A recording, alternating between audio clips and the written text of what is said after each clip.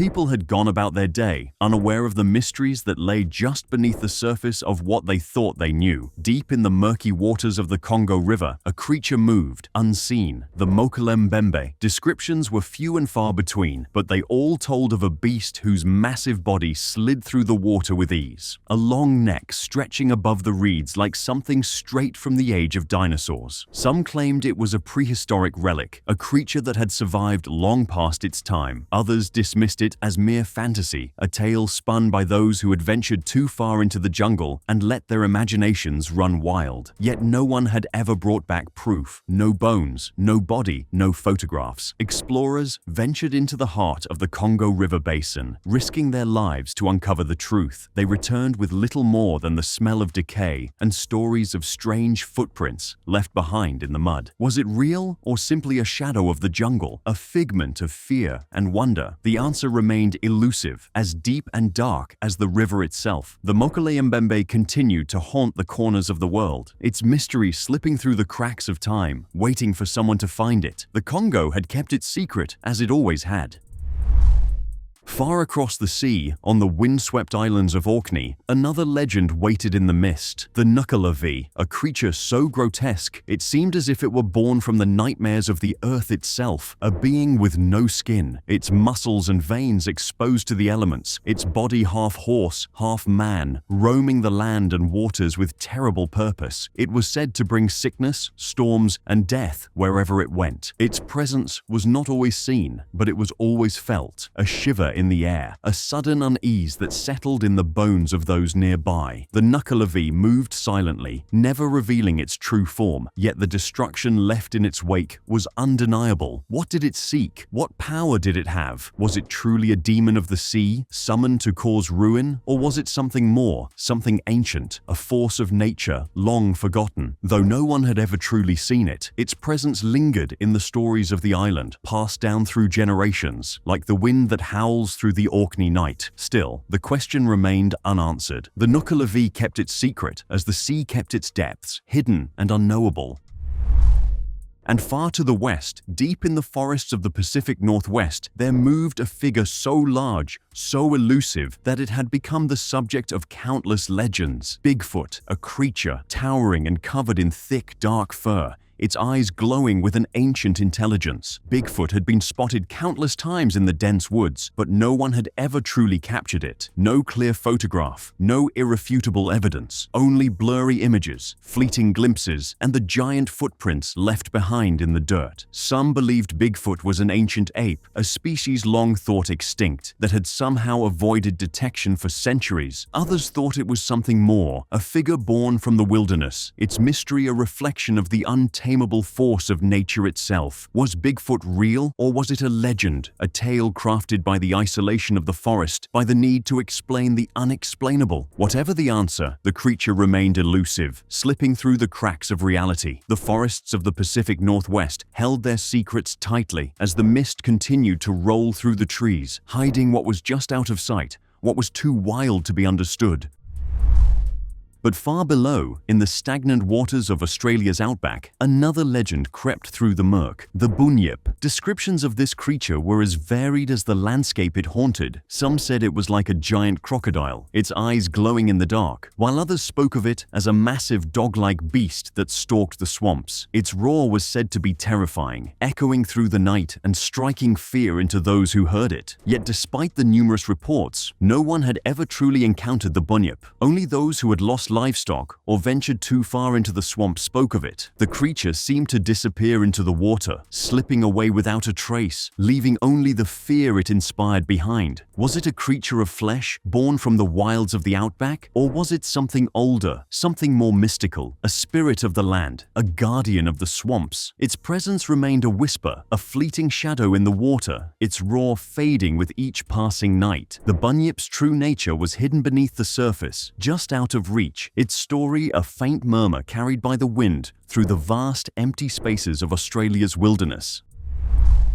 And as these creatures moved in the shadows of the earth, there was another that walked silently through the forests of the north, the Wendigo, a creature of insatiable hunger, twisted by starvation, driven by an endless need to consume. Some said it was a man, transformed by greed, a figure of human desperation turned into something monstrous. Others said it was a spirit, a force that took hold of those who strayed too far from the path, twisting them into predators, driven to feed. The Wendigo's form was always the same, emaciated, its body stretched and thin, its eyes glowing with an unnatural hunger. Its presence was said to be felt long before it was seen, a coldness in the air, a strange stillness in the woods. The Wendigo stalked its prey in silence, its hunger never sated, its desire endless. Was it a true creature, a thing that wandered the forests, or was it a story born from the darkness of winter nights, a warning to those who would push too far into the wild? The Wendigo's hunger never stopped, and neither did the legend, passed from one generation to the next, as cold and unyielding as the winter nights that gave it life.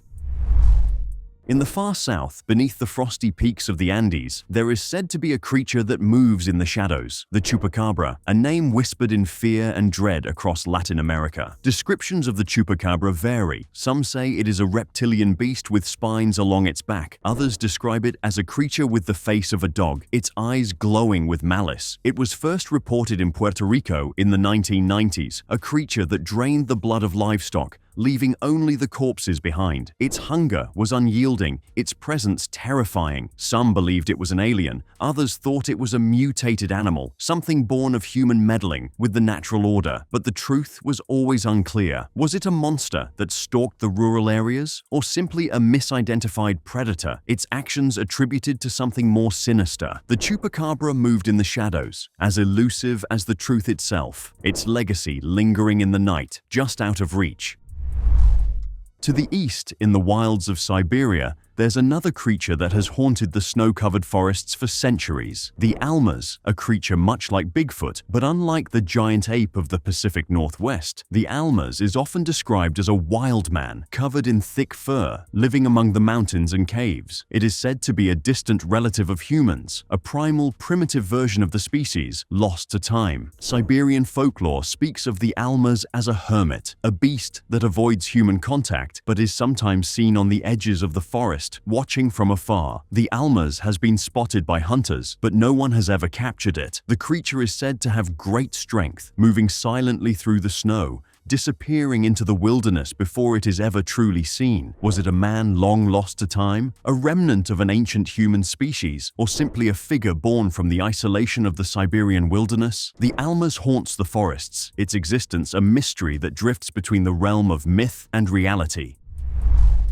Far across the seas, in the cold, windswept cliffs of Iceland, there is a creature that some say has roamed the icy shores since the beginning of time. The Lagarfljótsármur, a giant serpent that lurks in the deep waters of Lagarfljót Lake. Descriptions of the creature are consistent, long, snake-like, with a body that stretches for miles beneath the surface. It is said to have first appeared in the 14th century, when locals saw its massive form rising from the waters, its serpentine body curling in the fog. Some claim it is a creature of the ice, a beast left behind by the glaciers that once covered the land. Others say it is a spirit, a guardian of the lake, its form tied to the ancient forces that shape the earth. No one has ever captured the Lagarfljótsármur, but its sightings continue. Could it be a remnant of an ancient world, a creature that has managed to survive in the coldest corners of the earth? Or is it simply a myth, a shadow born from the isolation of Iceland's harsh landscapes? The Lagarfljótsármur waits in the depths, its mystery as deep and dark as the waters it inhabits.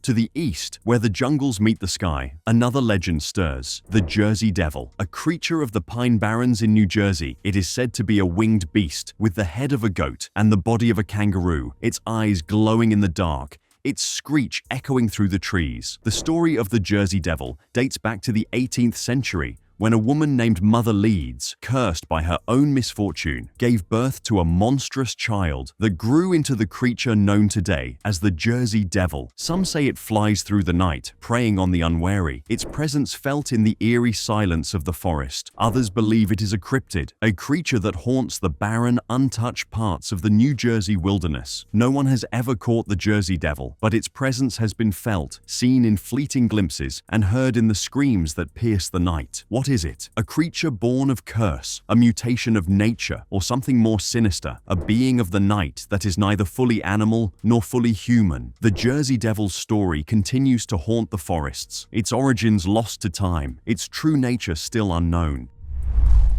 And high above, in the snowy reaches of the Himalayas, another figure moves. The Yeti, also known as the Abominable Snowman, is said to be a giant, covered in thick white fur, its presence felt in the deepest, most isolated parts of the mountain range. Descriptions of the Yeti vary, but it is always depicted as an ape-like creature, towering over the landscape, leaving massive footprints in the snow. For centuries, the Yeti has been a subject of fascination, its existence the subject of debate among adventurers, explorers, and scientists. Some believe it is a species of ape, long thought extinct, that has somehow managed to survive in the harsh conditions of the Himalayas. Others think it is a spirit, a manifestation of the mountains, born from the ancient beliefs of the Tibetan people. Whatever the truth may be, the Yeti continues to elude discovery. No one has ever captured it, but its presence lingers in the whispers of the wind and the snow-covered peaks of the world's highest mountains. Is the Yeti real, or is it a symbol of the untamable wilderness? A reminder that there are places in the world where humans cannot go, where mysteries still linger, and the monsters continue to haunt the world, slipping through the cracks of reason and into the realm of myth, forever forgotten but never truly gone.